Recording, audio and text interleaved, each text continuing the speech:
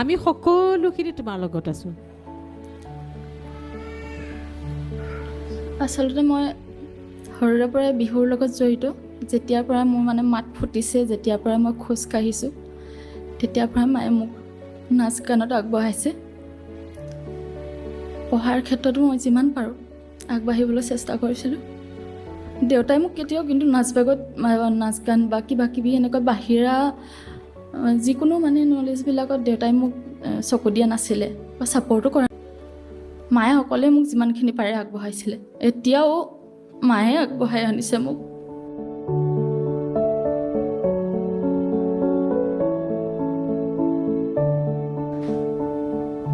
তুমি নাকান্দিবা, তুমি দুখ নকৰিবা, কৈ যোৱা। একো নাই, তোমাৰ বস্তু বাহিনী সকলো বস্তু নৈ টুটুৱাই দিছিলে। মোৰ জীৱনৰ বেয়া মুহূৰ্ত বুলিও ক'ব নোৱাৰোঁ মই।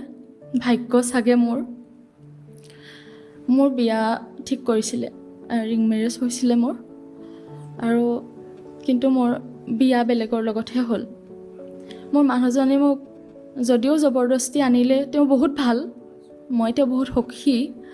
কিন্তু আঙুঠি পিন্ধোৱাৰ পিছত যেতিয়া মানে মই নিজেই পলাই আহিলোঁ বুলি মাহঁতে অনুমান কৰিছিলে মোক, মানে এনেকুৱা লাজত পেলালে বা মাহঁতৰ কথা নাৰাখি মই নিজে বিয়া সোমালোঁ বুলি মাহঁতৰ যিটো ভুল ধাৰণা হ'ল, সেইটো খঙতে মানে মোৰ স্মৃতি ঘৰত নাৰাখিবলৈ মোক গোটেই মানে মই যিমান ব্যৱহাৰ কৰিছিলোঁ ঘৰখনত, যিমানবোৰ বস্তু চব নদীত উটাই দিছিলে।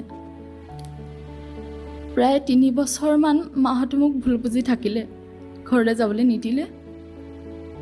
তাৰ পাছত এদিন হয়তো বুজি পালে মাহঁতে মোৰ গাত বেছি ভুল নাছিলে বুলি। বেছি ভুল মানে মোৰ গাত একেবাৰে ভুল নাছিলে।